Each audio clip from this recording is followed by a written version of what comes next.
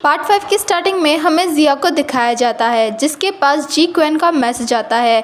जी क्वेन ने उस मैसेज में जिया को एक प्लेस पर बुलाया होता है। साथ ही उसने ये भी लिखा था वो जिया को कुछ कहना चाहता है और वो उस प्लेस पर जिया का वेट करेगा। जिया भी डिसाइड करती है वो उस प्लेस पर जाकर जी क्वेन को सब कुछ एक्सप्लेन कर देगी। देन हमें एक प्लेस को दिखाया जाता है जो कि काफ़ी ब्यूटीफुली डेकोरेट होता है। वहाँ पर जी क्वेन जिया को प्रपोज करता है। वो जिया से कहता है उसने जब पहली बार जिया को देखा था तभी उसे जिया से प्यार हो गया था और उसे जिया से जुड़ी हुई हर चीज़ें बहुत अच्छी लगती है और वो जिया को उसे एक्सेप्ट करने के लिए कहता है। जिया को देखकर साफ साफ पता चल रहा था इस टाइम पर जिया को कितना ज़्यादा एम्बैरेसिंग और ऑकवर्ड फील हो रहा था। तभी वहाँ पर एक पर्सन आता है जो कि जिया के हैंड को होल्ड करके उसे अपनी तरफ पुल करता है। जिया जब उस पर्सन को देखती है तो वो कोई और नहीं सूचैन होता है। सूचैन जिया को उसके साथ चलने के लिए कहता है और वो जिया का हैंड होल्ड करके उसे अपने साथ लेकर जाने लगता है। जिया जब सूचैन के साथ जा रही थी तो वो बहुत ज़्यादा खुश दिखाई दे रही थी। उन दोनों को ऐसे जाते हुए जिनरान भी देख लेती है। सूचैन जिया को एक प्लेस पर लेकर आता है जहाँ पर जिया की बहुत सारी पिक्चर्स और काफ़ी ज़्यादा पेंटिंग्स होती है। सूचैन जिया से कहता है उसने ये पेंटिंग्स तब बनाई थी जब वो कॉलेज में था और जिया हाई स्कूल में थी। वो दोनों मिल नहीं पाते थे, इसीलिए सूचैन जब कभी भी जिया को मिस करता था वो जिया की पेंटिंग्स बनाया करता था। वो जी क्वेन की तरह जिया को पब्लिक में प्रपोज नहीं कर सकता, लेकिन फिर भी वो जिया से बहुत ज़्यादा प्यार करता है। जिया के पास राइट है उसे रिजेक्ट करने का, लेकिन वो भी जिया का पीछा तब तक नहीं छोड़ेगा जब तक कि जिया उसे एक्सेप्ट नहीं कर लेती। जिया सूचैन के क्लोज होती है और वो सूचैन के ईयर में विस्पर करते हुए कहती है वो भी सूचैन को लाइक करती है। देन मुझे बताने की ज़रूरत नहीं है कि क्या होता है।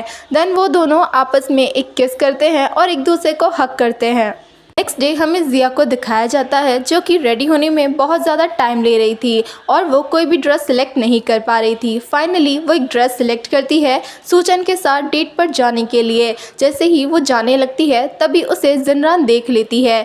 जिनरान जिया से कहती है क्या वो आज कहीं बाहर जा रही है, जिस पर जिया कहती है वो आकर उसे सब कुछ बता देगी। ये कहकर जिया वहाँ से चली जाती है। देन जिया जाकर सूचैन के साथ मिलती है और डेट पर जाती है। अब वो दोनों हमेशा ही डेट पर जाया करते थे जब भी उनके पास टाइम होता था और वो दोनों अपनी डेटिंग लाइफ काफ़ी अच्छे से एंजॉय कर रहे थे।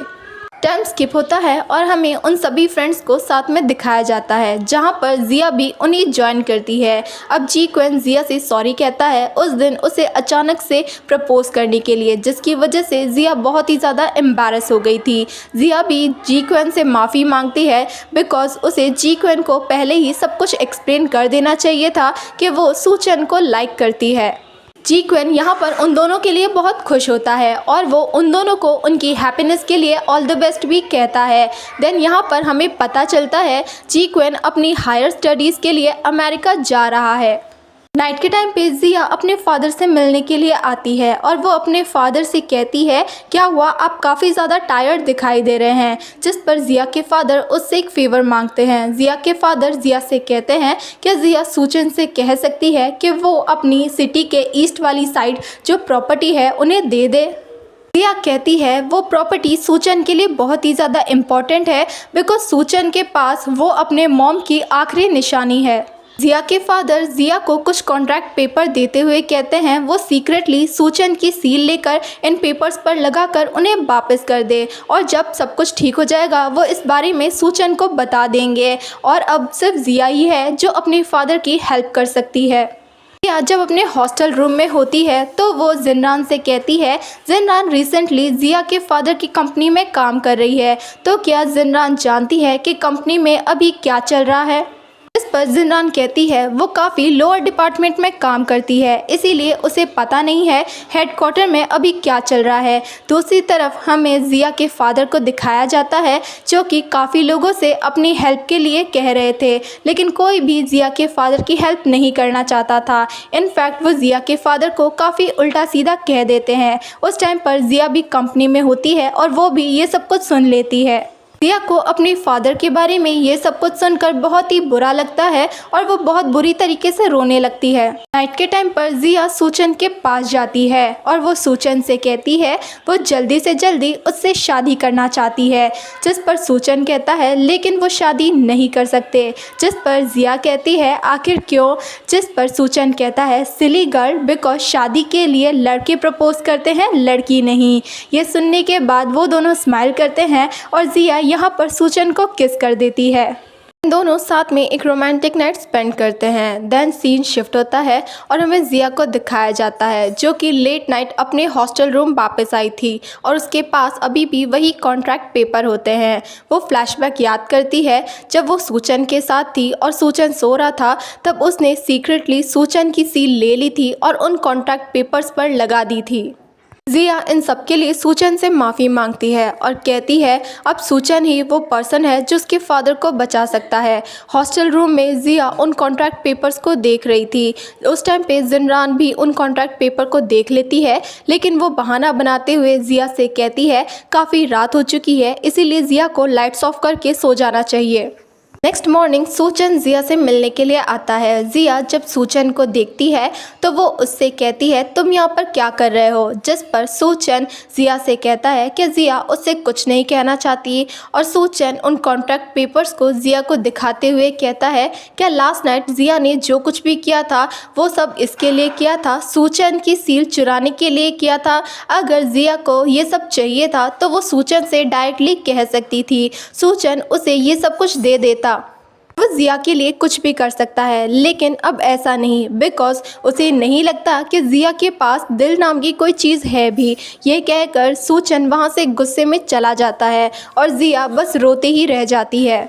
उसी तरफ जिया के फादर उसे जल्दी जल्दी में अमेरिका भेजना चाहते थे, बिकॉज उन्हें पता चल गया था उनकी कंपनी जल्दी बैंकरप्ट हो जाएगी। जिया अपने फादर से माफ़ी मांगते हुए कहती है वो उनकी मदद तो करना चाहती है, लेकिन वो सूचन से झूठ नहीं बोलना चाहती और उसे नहीं पता सूचन को उन कॉन्ट्रैक्ट पेपर्स के बारे में कैसे पता चल गया। जिया के फादर इन सब के लिए जिया को बिल्कुल भी ब्लेम नहीं करते हैं और वो जल्दबाजी में जिया को अमेरिका के लिए भेज देते हैं। दूर से खड़ा होकर सूचन भी जिया को जाते हुए देख रहा था और वो मन में कहता है जिया क्या तुम सच में अमेरिका जा रही हो। फ्लैशबैक में हमें जिनरान को दिखाया जाता है जो कि सूचन को वो कॉन्ट्रैक्ट पेपर दिखाते हुए कहती है जिया ने उसे धोखा दिया है। जिया ने धोखे से सूचन की सील चुराकर सूचन के नाम की प्रॉपर्टी अपने डैड के नाम की है और अब वो उसे धोखा देकर अमेरिका भाग रही है। दूसरी तरफ जिया सूचन को कॉल करने की कोशिश करती है। नाइट के टाइम पे सूचन बहुत ही ज़्यादा ड्रिंक कर लेता है जिसकी वजह से वो अपने सेंस खो देता है। सूचन का फ्रेंड उसकी हेल्प करता है उसे घर ले जाने में। इसका फ़ायदा उठाकर जिनरान सूचन का फ़ोन ले लेती है और वो सूचन बनकर जिया को मैसेज करती है कि आज से उन दोनों के बीच में सब कुछ ख़त्म हो गया है और जिया दोबारा से सूचन को कांटेक्ट करने की कोशिश ना करे। कुछ टाइम के बाद जिया जब अमेरिका में होती है तो उसे पता चलता है उसके फादर की डेथ हो चुकी है और वो उसे छोड़कर हमेशा के लिए जा चुके हैं। सेक्रेटरी अंकल जिया को बताता है उसके फादर की कंपनी में प्रॉब्लम चल रही थी जो कि उसकी फ्रेंड जिनरान की वजह से हो रही थी। देन जिया जिनरान को कांटेक्ट करने की कोशिश करती है लेकिन वो ऐसा नहीं कर पाती बिकॉज जिनरान जिया का कॉल पिक नहीं करती है। तभी कुछ टाइम के बाद जिया के घर पर पुलिस आती है जो कि उसे ट्रांसपेरेंसी के लिए अरेस्ट कर लेती है और जिया को 3 साल की सज़ा हो जाती है।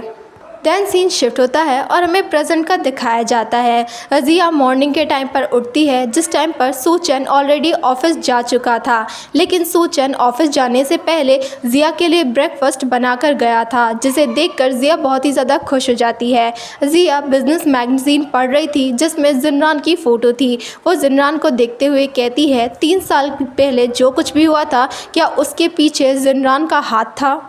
तभी जिया के पास जीक्वेन का मैसेज आता है। जीक्वेन जिया से कहता है क्या वो ठीक है, जिस पर जिया कहती है वो ठीक है। साथ ही वो जीक्वेन को मैसेज करके ये भी पूछती है क्या वो फ्री है बिकॉज जिया को उससे एक फेवर चाहिए। देन सीन शिफ्ट होता है और हमें उन दोनों को साथ में दिखाया जाता है जहाँ पर जीक्वेन जिया से कह रहा होता है क्या सूचन को पता है कि जिया उससे मिलने के लिए आई है, जिस पर जिया कहती है उसने सूचन को इस बारे में कुछ भी नहीं बताया। साथ ही जिया जी क्वेन से हेल्प मांगते हुए कहती है, क्या आप मेरी एक हेल्प कर सकते हो? जिस पर जी क्वेन कहता है, 3 साल पहले जब तुम अमेरिका में थी तब मैं तुम्हारी कोई भी मदद नहीं कर पाया, लेकिन इस बार मैं डेफिनेटली तुम्हारी मदद करूँगा। जिस पर जिया कहती है, क्या आप मेरे लिए कुछ ऐसे पेपर्स तैयार करवा सकते हैं जिनसे ये पता लगे कि 3 साल के लिए मैं जेल में नहीं थी, बल्कि मैं अमेरिका में अपनी स्टडीज़ कंप्लीट कर रही थी। बिकॉज़ मुझे लगता है 6 साल पहले मेरी डैड की कंपनी के साथ जो कुछ भी हुआ था वो सब जिनरान ने करवाया था। अभी मेरे पास कोई एविडेंस नहीं है, लेकिन जब से मैं चाइना आई हूँ जिनरान ने एक बार भी मुझसे मिलने की कोशिश नहीं की, ना ही वो मुझसे कांटेक्ट करने की कोशिश करती है। वो आपकी कंपनी में काम करती है, इसीलिए मैं वहाँ जाकर इस बारे में पता लगाना चाहती हूँ। जिस पर जी क्वेन कहता है, अगर तुम्हें अपने डैड के बारे में पता ही लगाना था तो तुमने सूचन से शादी क्यों की? जिया कहती है, सूचन से शादी के बाद ही वो ये फैमिली में वापस जा सकती थी।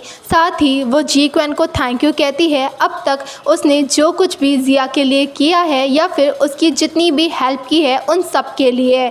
जिया जी क्वेन से बात करते हुए बाहर जा ही रही थी, तभी वो एक लड़की से टकरा जाती है, जिसकी वजह से जिया नीचे गिर जाती है। जिया जब उस लड़की की तरफ देखती है तो वो एकदम शॉक हो जाती है, बिकॉज़ वो लड़की कोई और नहीं जिनरान होती है। और इसी के साथ ये एपिसोड ये पार्ट यहीं पर ख़त्म होता है।